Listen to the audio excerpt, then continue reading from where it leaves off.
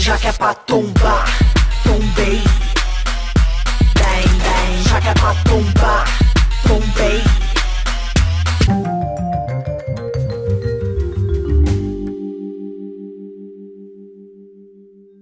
Olá, você, amigo torcedor do futebol capixaba. Está começando mais um Temos Futebol, a melhor mesa redonda do futebol capixaba que você já viu. E ao meu lado, mais uma vez, o sempre guerreiro Marquinhos Curtição. Seja muito bem-vindo, Marquinhos! Valeu, Eric. Bom dia, boa tarde, boa noite aí. Você que está agora acompanhando as nossas faces, nessas latarias judiadas nossas, para falar um monte de besteira e falar sobre o nosso combalido futebol capixaba, mas que a gente tanto ama. E vamos, porque temos Copa do Brasil, temos rodada de capixabão e uma rodada bem animada, hein? Bem animado, uma rodada animada para se despedir, né? Porque novamente está paralisado o nosso campeonato estadual em virtude do recrudescimento da pandemia de Covid-19, né? Isso aí. Veio uma pausa em bom momento, afinal, até os clubes já estavam tendo diversos casos de contaminação em seus elencos, né? Vamos começar, antes disso, pela Copa do Brasil, porque chegou ao fim o sonho polenteiro. Não sem muita garra, porque o Rio Branco de Venda Nova empatou com o ABC de Natal nesta quarta-feira, às 3, no jogo disputado no estádio Olímpio Perim, lá em Venda Nova do Imigrante. Uma partida boa em que o Rio Branco de Venda Nova mostrou vontade, tentou de todas as formas furar o bloqueio potiguar, mas não conseguiu. Apenas uma vez conseguiu balançar as redes, mas precisava vencer, porque a vantagem era do time de Natal. O que você me diz dessa partida, Marquinhos? Você estava lá, né? Exatamente, eu estava lá no estádio, no Olímpio Perim. É um momento bem bacana se acompanhar, poder acompanhar um jogo de projeção nacional do Rio Branco, primeiro jogo nacional da história do Rio Branco de Venda Nova, né? E você poder acompanhar em loco é gratificante, né? Ainda mais sendo uma partida no interior, né? A gente é mais acostumado a frequentar a capital, aí você subir as montanhas ali, acompanhar uma partida boa, é sempre bacana. Então, o Rio Branco de Venda Nova foi surpreendido logo no início do jogo, né? Com o William Nisset, fez o primeiro gol da partida. E era um gol que... Por volta dos 4, 5 minutos, não é isso? Exatamente, por volta dos 5 minutos do primeiro tempo. Assim, não é bom tomar gol em hora nenhuma, mas era um gol que não podia acontecer justo naquele momento do jogo. Que aí dobra a obrigação da equipe capixaba em ter que buscar a virada, né? O empate não é o bastante. E fica mais tranquilo para a equipe visitante, que já joga pelo empate e já abre o placar, né? Mas o primeiro tempo até que foi mais aberto, né? O Rio Branco de Venda Nova foi para cima, não foi de forma desesperada, eu até gostei disso. O time tentou trabalhar a bola, não se afobou e criou grandes chances, criou e desperdiçou grandes chances, principalmente com o centroavante Alexandre. Logo em sequência, perdeu que não podia perder ali de baixo. Aquela bola no travessão. Exatamente. Não, ali, pô. Ali foi muito azar do centroavante. Mas o Rio Branco de Venda Nova tentando ali, trocando passes com muita posse de bola, tentando chegar na área do ABC. Mas também não demorou também para vir um empate. Uma cobrança de escanteio, o volante Ivan cabeceou, o goleiro tentou espalmar, acabou que a bola foi para dentro do gol. 1-1. E aí a gente criou uma expectativa ali no primeiro tempo de que a virada poderia chegar ainda no primeiro tempo, né? Que a virada era possível. Só que aí o ABC voltou a levar mais perigo ao gol do Rio Branco de Venda Nova. O time polenteiro foi tentando chegar mais aos poucos, teve um pouco mais de dificuldade depois do gol de empate. E o jogo foi para o intervalo com 1-1. No segundo tempo, aí, o fator campo, que costuma beneficiar o Rio Branco de Venda Nova, né, um campo menor, acabou meio que ajudando a equipe do ABC, que nitidamente estava em condições físicas abaixo do que a equipe capixaba. O Rio Branco de Venda Nova está iniciando sua temporada, né? Jogos só no final de semana. Já o ABC está tendo jogo após jogo ali, está jogando o Campeonato Estadual, a Copa do Nordeste, que são jogos mais pegados, contra equipes de nível maior, então chegou para Venda Nova com mais desgaste físico. Só que com um campo menor você precisa correr menos. Você não precisa se esforçar tanto para chegar num campo de ataque, por exemplo, fazer aquela transição.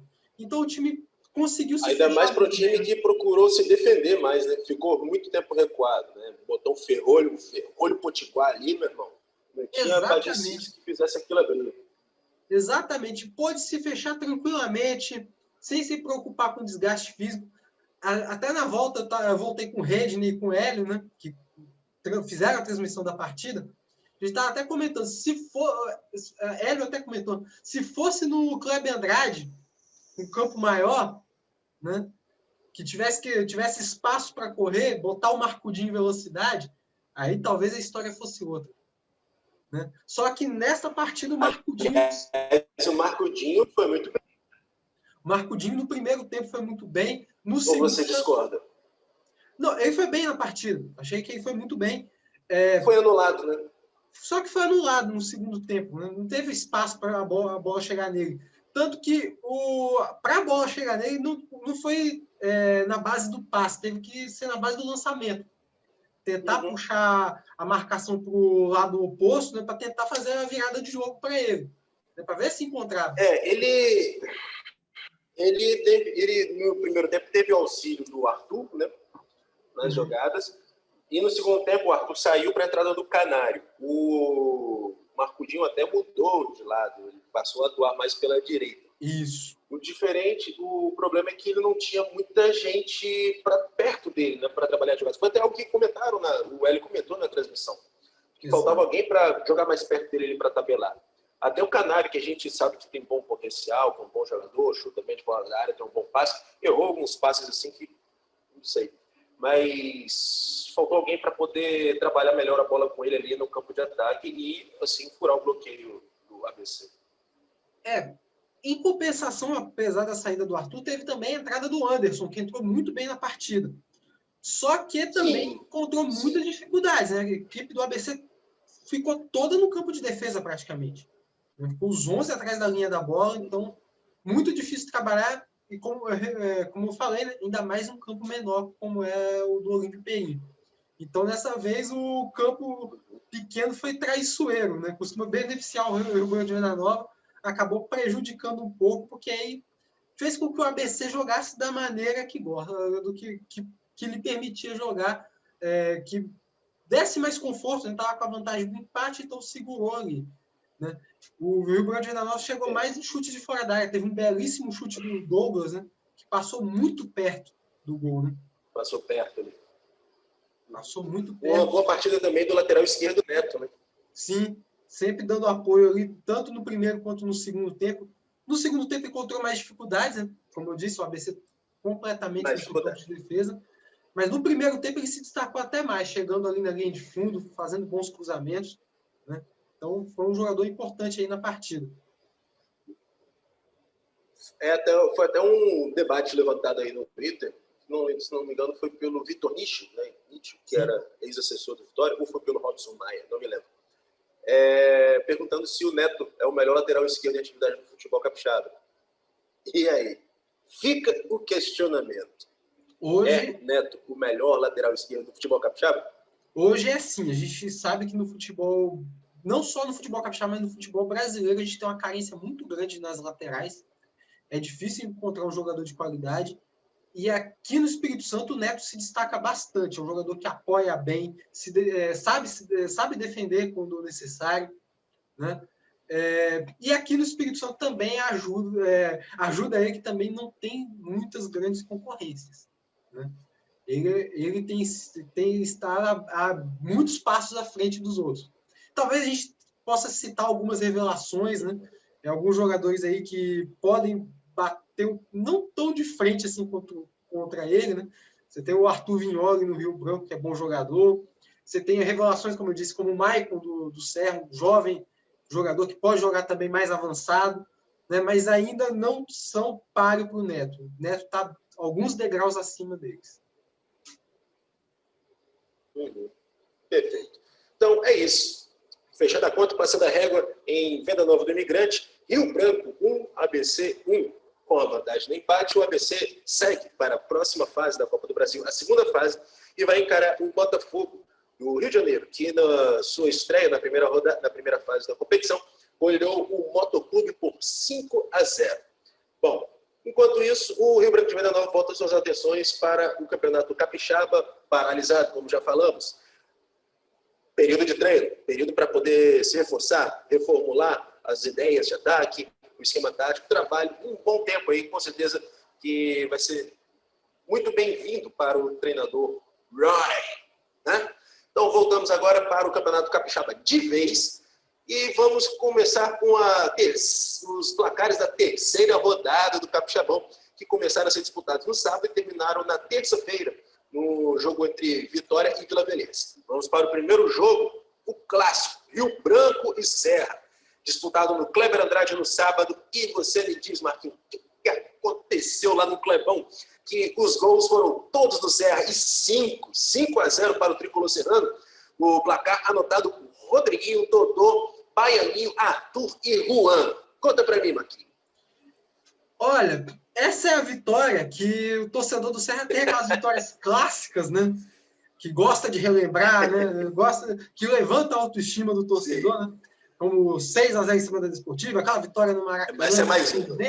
Essa é aquela tradicional vitória que o torcedor do Serra vai falar por anos. Né? Pode não fazer nada no resto do campeonato, mas tá valendo. Mas essa vitória vai ficar marcada na história do Serra. Né? E é uma vitória que levanta a autoestima do torcedor tricolor, porque desde a Copa do Brasil 2019, o Serra teve desempenhos muito abaixo contra times da capital, né? Passou por alguns vexames, né? Como na Série D, perdendo por 5-1 para o Ituano. Teve o Capixabão do ano passado, que tomou de 5 do Rio Branco de Venda Nova. Então, o torcedor do Serra precisava de uma vitória que resgatasse um pouco dessa autoestima, né? E acabou descontando no Rio Branco, aí, que vinha de uma classificação histórica, né? E até impressionante que o Rio Branco tivesse um desempenho tão abaixo depois de um jogo tão histórico. Né? Será que é a ressaca do Rock na Matrix? Rapaz, então... tem várias teorias para isso. Ou a churrascada lá pesou no gosto. Então, churrascada lá pesou no gosto, tá, rapaziada? Muito chope com cupim assado. Exatamente. E também já falando até um pouco de uma forma mais séria, tem a questão do Covid aí, né? Que atacou de vez o elenco do Rio Branco e pode ter pesado fisicamente na equipe. Mas vamos deixar um pouco desses fatores aí que a gente possa especular, né? Mas vamos falar agora o que aconteceu dentro de campo. Né? O Serra jogou de uma forma mais reativa, que eu acho que era a forma que o Serra deveria ter jogado nos 2 primeiros jogos, esperando mais o adversário. Dessa vez, acertou o treinador, o Marcelo Aguiar, o Marcelinho, né? Acertou na escolha tática de jogar mais reativo e aproveitando os lados do campo. Né? Tem jogadores de velocidade, tanto nas laterais quanto nas alas, jogadores mais avançados de lado de campo. Né? E o Serra aproveitou também que tinha 2 avenidas nas laterais do Rio Branco, né? Tanto com o Gil Mineiro quanto com o Arthur Vignoli, principalmente no lado esquerdo do Arthur. Teve espaço à vontade ali para o Serra criar. E no primeiro tempo, se a gente poderia dizer que foi um passeio do Serra, né?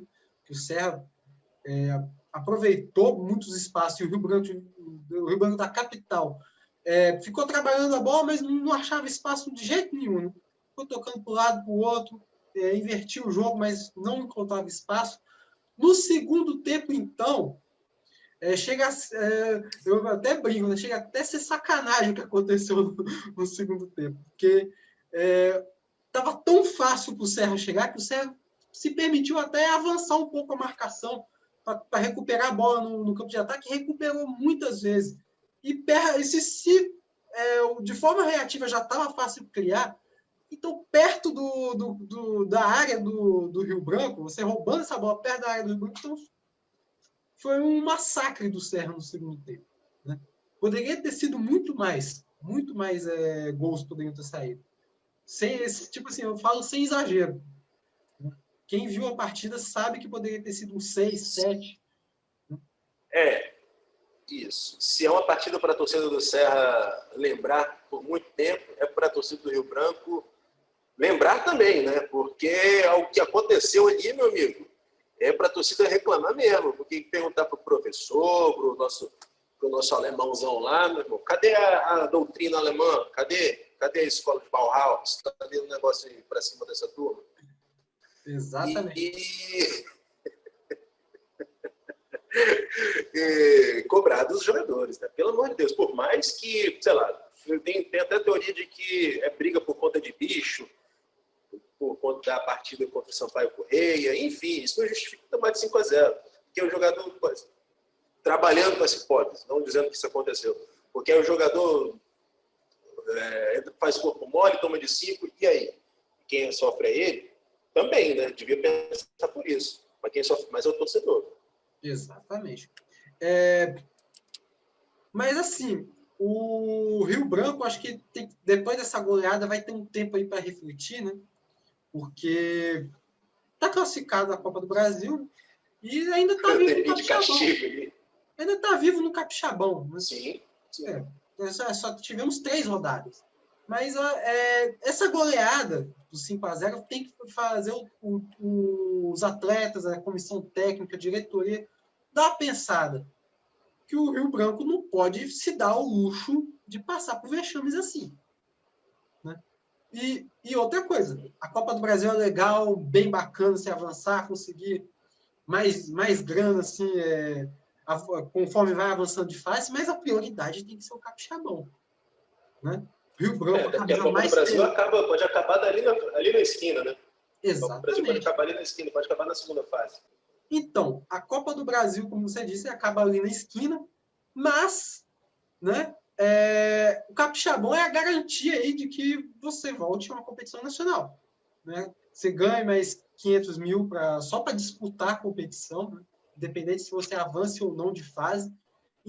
E outra, uma camisa pesada como a do Rio Branco, maior campeão capixaba, não se pode dar o luxo, né, de só pensar em pensar em ignorar o Capixabão. Justamente por conta do que eu falei agora. Né? É a garantia de que o Rio Branco continue a ser grande, né? A nível nacional. Então, tem que dar uma repensada nisso aí. É a garantia de que vai ter calendário cheio o ano que vem também. Exatamente. Pois é. Agora, para a alegria do torcedor capa preta e tristeza do torcedor tricolor serrano, Cobra Coral, a gente encerra o assunto dessa goleada de 5-0. E vamos agora para o outro Rio Branco de Venda Nova, que no final de semana, no sábado, venceu a Desportiva por 2-0, lá em seus domínios, no estádio Olímpico. Os gols foram marcados por Alexandre e Anderson. O que você me conta, Marquinhos? Então, esse aí foi de longe o pior jogo da Desportiva nesse início de campeonato, né? Defesa demonstrando muito. Foi um jogo que a defesa, que o miolo de zaga ali da Desportiva passou muita insegurança ao torcedor, e principalmente ao goleiro André Stove, que teve que trabalhar bastante na primeira etapa, que foi quando o Rio Branco de Venda Nova acelerou a partida. Né? Como eu falei, o Rio Branco de Venda Nova bem agressivo, a partidaça do Gustavo Tonoli e também do Alexandre, que na Copa do Brasil não estava com o pé calibrado, mas nesse jogo aí foi muito bem, né? Criou boas chances, guardou o seu gol, né?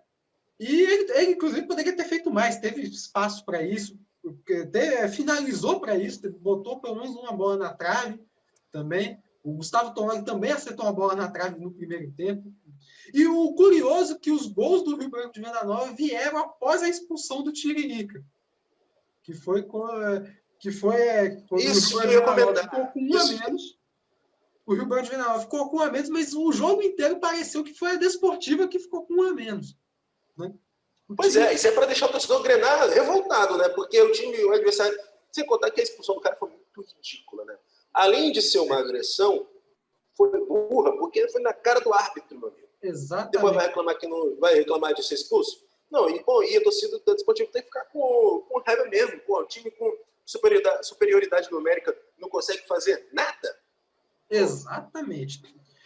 Se no jogo contra o ABC, aí, depois desse gol, né, do Alexandre no primeiro tempo, aí no segundo tempo, a Desportiva teria a obrigação de sair com ataque. E se no jogo contra o ABC, o Rio Branco de Venda Nova ficou menos à vontade, que aí teve um adversário mais fechado, nessa partida o Rio Branco de Venda Nova jogou como quis, né? Se posicionou no campo de defesa, a Desportiva, que já não encontrava espaço no primeiro tempo, num jogo mais aberto, né? Aí foi no segundo tempo que a Desportiva não criou mais nada, né? Ficou com a posse de bola, rodeando o tempo todo. E o Rio Branco de Venda Nova criou, acho que só 2 chances, uma no início do segundo tempo e outra no final do jogo. E nas duas ele foi bem perigoso. Uma foi na trave, né, no início do primeiro tempo, e a outra no final do jogo foi o gol, que matou qualquer chance de reação. Já não tinha muita chance de reação, porque faltava pouco tempo para terminar, né? Já estava no finalzinho dos acréscimos. Uhum. Então, fazendo esse segundo gol com o Anderson, um belo chute de fora da área, aí acabou com a chance da Desportiva reagir na partida. É uma partida, como você falou no caso do Rio Branco da capital, né? Também vale aí para a Desportiva, uma partida para se lembrar, sim. Né? Talvez o torcedor queira esquecer, mas comissão técnica e jogadores não pode se esquecer, não. Que foi uma partida muito abaixo da Desportiva. Isso aí. E chegamos ao final do duelo entre Rio Branco de Venda Nova 2, Desportiva 0.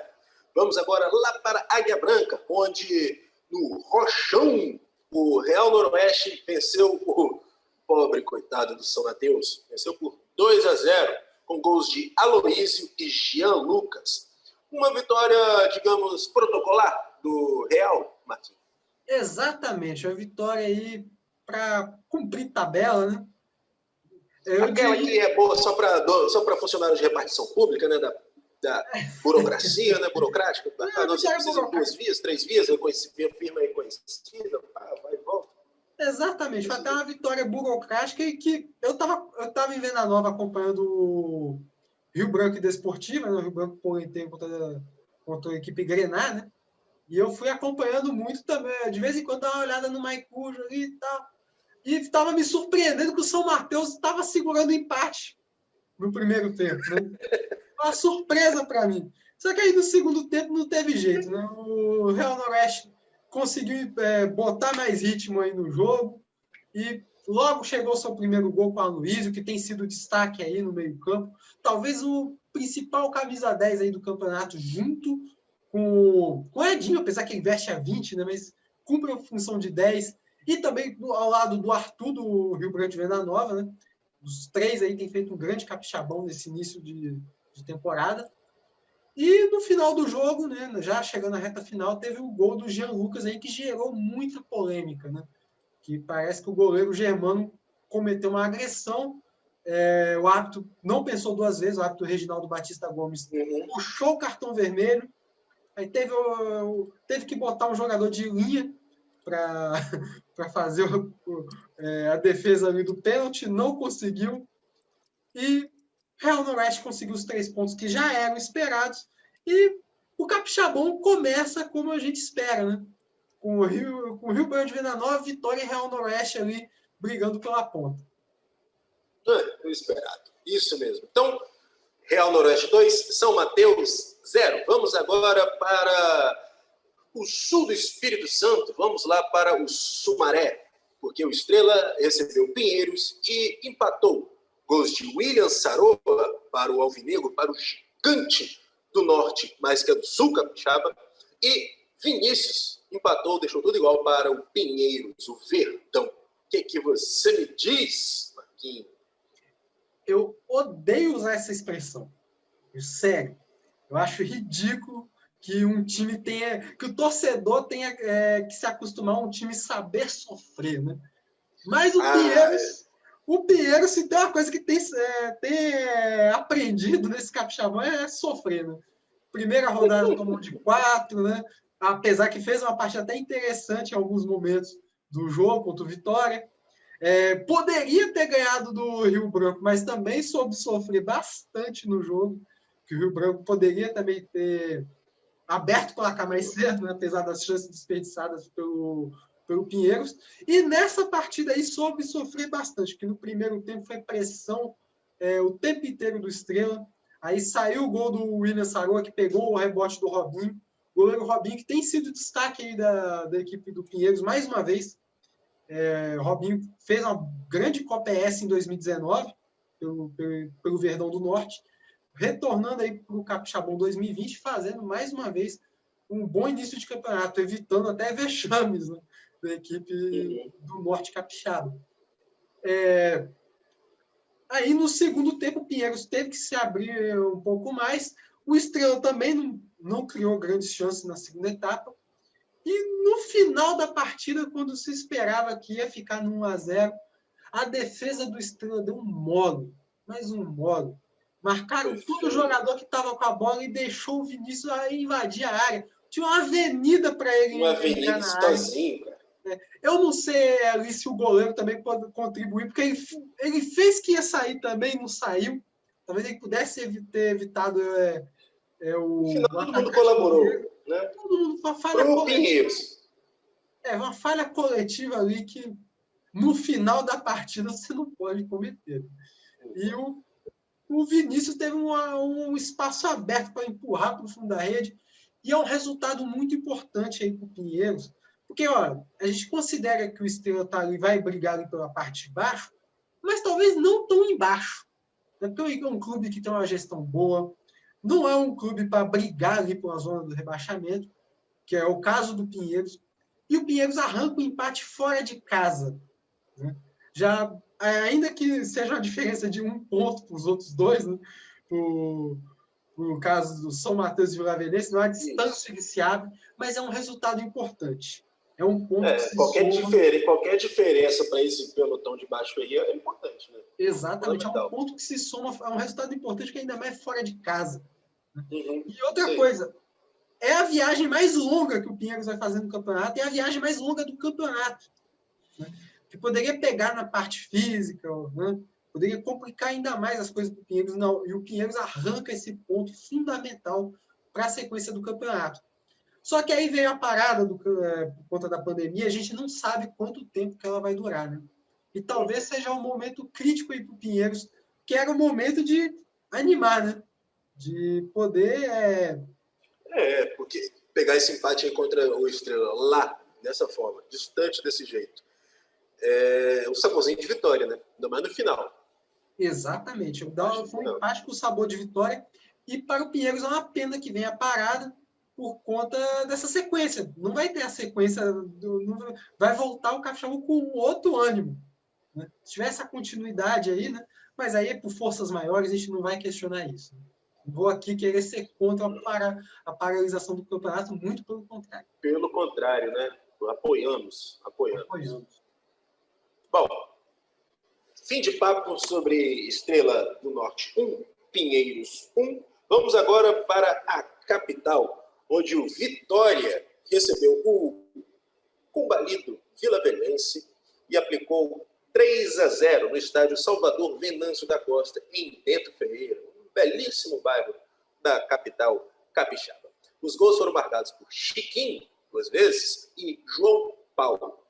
Bom, uma vitória tranquila do Alvianil e que poderia ter sido um pouco mais complicado caso o Vila Velhense mostrasse um pouco mais de ímpeto, um pouco mais de pontaria, precisão nos arremates, não é isso? Exatamente, porque assim, o Vitória jogou, mas também deixou o Vila Velhense jogar. Né? Vila Velhense até finalizou mais na partida, no Twitter do Temos Futebol, até a gente fez o post com os scouts, o Vila Velhense até chegou mais no ataque. Stats! Data Marquinhos, data curtição. Isso aí. Daqui a pouco foi pesquisa eleitoral aí com ele também, viu?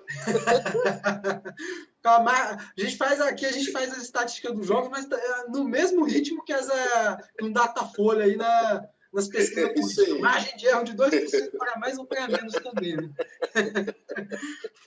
Então, o Vila Velhense até chegou mais no ataque, finalizou mais, mas uma finalização apenas em direção ao gol. Né? Faltou pontaria, porque espaço teve. O Vitória, na verdade, deixou o Vila Velhense jogar. E o Vitória mostrando mais uma vez a precisão que mostrou contra o Serra, né? Chegava pouco, mas chegava bem, né? Uhum. que fez aí a vitória protocolar, né? Tá? E infelizmente para o Vilavenense, né, para quem gosta do futebol Canela Verde, ver um placar de 3-0 do Vitória chega a ser placar mínimo. Porque o Vilavenense o Vilavenense, apesar de ter chegado, mas continua mostrando os mesmos problemas defensivos dos dois jogos. Detalhe, o Ramon Mexicano foi recuado na zaga. Aquele gol que saiu dos pés do goleiro do Vitória, cruzou todo o campo, caiu pro Chiquinho fazer. Foi pro Chiquinho, né? Foi o segundo gol. Brincadeira, cara. Brincadeira o gol daquilo. O Vitória, antes disso, até fez o primeiro gol logo de cara, né? E uma jogadaça do ataque do Vitória. Né? Que aí tem o dedo do treinador Cláudio Roberto, que gosta de ter essa posse de bola nos jogos no Salvador Costa. Na partida que o Roberto atuou de forma mais reativa, mas contra o Pinheiros, na primeira rodada, foi um time que propôs o jogo, né? Teve mais a posse de bola, trocou mais passes, foi assim também contra o Vilavenense, e o gol saiu justamente uma belíssima troca de passes.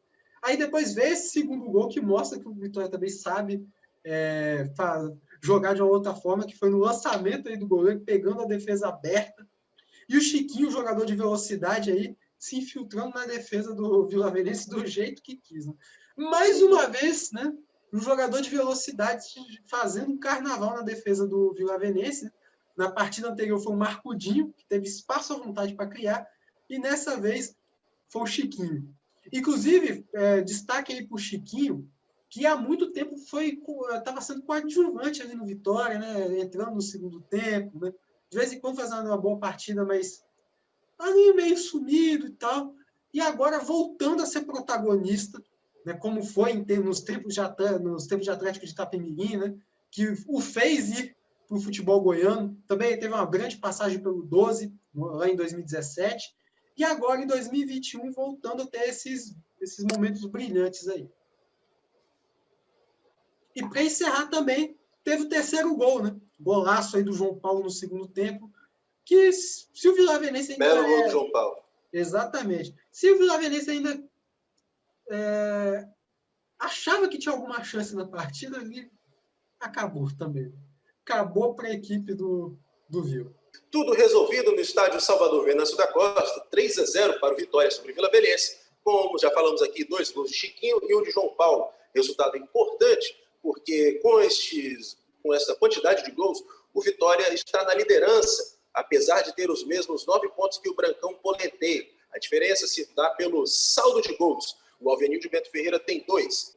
E a classificação está da seguinte forma. Como já dito, o Alvenil Bento Ferreira lidera a competição com 9 pontos, os mesmos pontos do Rio Branco de Venda Nova. A diferença está no saldo de gols. O Alvenil tem 8, enquanto o Brancão Polenteiro tem 6. Em terceiro lugar aparece o Real Noroeste com 7 pontos. Rio Branco Capa Preta é o quarto colocado com 6 pontos anotados, seguido de perto pelo Estrela do Norte, que tem 4 pontos na quinta posição. Mesma pontuação da Desportiva Ferroviária, que está em sexto. A diferença é novamente no saldo de gols. O Estrela do Norte tem 2 gols de saldo, enquanto a equipe Grená tem 1. O Serra aparece em sétimo, com 3 pontos, seguido de perto pelo Pinheiros, que tem 8, que está em oitavo, mas que tem apenas 1 pontinho. E na vice-lanterna e na lanterninha, respectivamente, Vilavenense e São Mateus. A diferença não está no número de pontos, porque ambas as equipes não anotaram nenhum, né? Estão com 0 pontos. A diferença reside no saldo de gols, porque a equipe do Vilavenense, o Carrossel da Aripiri, ainda está menos pior que a do Pitbull do Norte. Tem apenas menos 8 de saldo de gols, enquanto o São Mateus tem menos 9. É o duelo aí das defesas mais vazadas do Campeonato Capixaba. Comemora então, Vilas, está em nono. Vai chegar lá. Comemora a torcida Canela Verde. Se preocupa a torcida matense. Então, já que passamos a limpo aí a classificação, após esta terceira rodada do Capixabão, que vai ser interrompida, vamos falar então daquela previsão. A gente ainda não sabe quando serão disputadas as partidas, porque ainda não...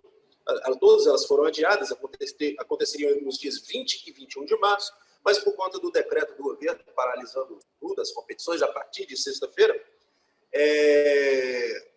precisamos aguardar uma melhora na situação da Covid, porque o Espírito Santo está com seus leitos já colapsados. O sistema de saúde no Brasil inteiro está colapsado, na verdade. O Espírito Santo não é diferente, apesar de, durante um período, ter se mostrado um pouco melhor do que as outras unidades federativas. Mas vamos lá.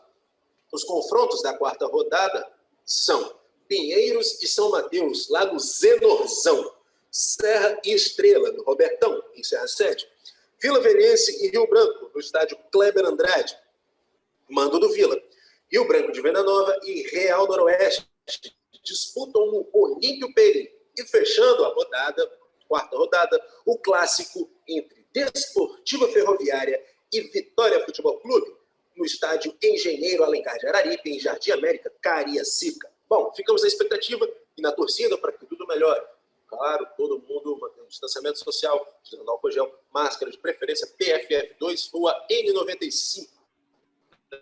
São as que protegem mais. Na impossibilidade de usá-las, use 2 de pano ou 2 daquelas comuns de farmácia. Perfeito? Mantenha-se resguardado. Cuide de você e da sua família. Isso não é para acabar com o emprego de ninguém, não.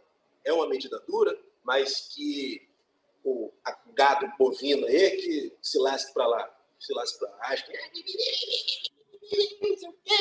o governo é comunista, meu. Deixa eu ser louco, rapaz. Deixa eu ser louco. Então é isso. Chegamos ao fim do Temos Futebol. Ana. E outra, só para lembrar o torcedor capixaba, né? Não sei o que vocês fazem diariamente, mas a última vez que vocês possivelmente viram algum jogo de futebol capixaba oficial foi em 14 de março de 2020. Se passou um ano, aí teve aquela paralisação, se passou um ano, agora estamos tendo outra paralisação. E o último jogo oficial que a gente viu continua sendo de março de 2020. Né? Então já são um ano que você não pode ir no estádio tomar sua cervejinha, poder encontrar seus amigos, justamente porque você está indo. Se você está indo encontrar seus amigos, você está colaborando para demorar ainda mais a gente voltar a ir aos gramados. Né? A gente ir aos estádios, poder torcer para o nosso time, né? Se você está fazendo isso, você está colaborando com o adiamento dessas competições. Então, por favor, são apenas 14 dias. Se segure em casa, se resguarde. Encontre outra forma de entretenimento que você possa ficar saudável, né? São só 14 dias. Vamos nos segurar aí, porque a situação está crítica. Abre o livro, meu irmão. Abre o livro, meu irmão. Exatamente. Abre o livro, meu irmão. Só quer saber de zap, rapaz, de Instagram, meu irmão. Isso aí, vai ver até o BBB. Brincadeiras à parte. Vai ver até o BBB. Eu nem curto o BBB, gente. Fica lá vendo se a VTube tomou banho ou não, meu irmão. Vai lá.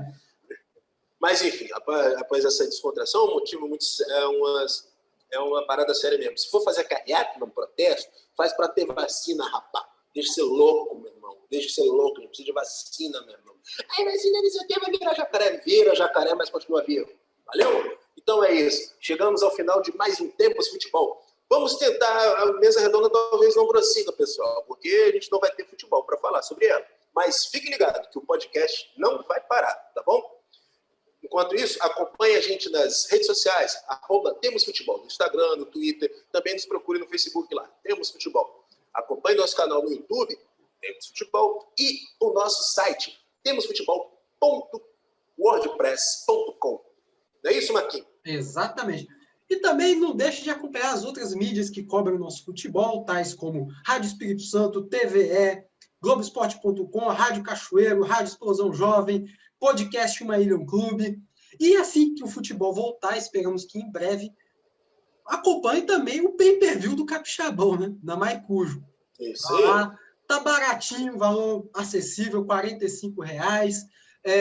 Inclusive, só lembrar para você que talvez ache caro, se a gente tivesse jogo, o ingresso ia estar R$20, R$30 por jogo, você ia pagar 40 para ver 36 jogos. Então, é um valor acessível, vai. Tá bom.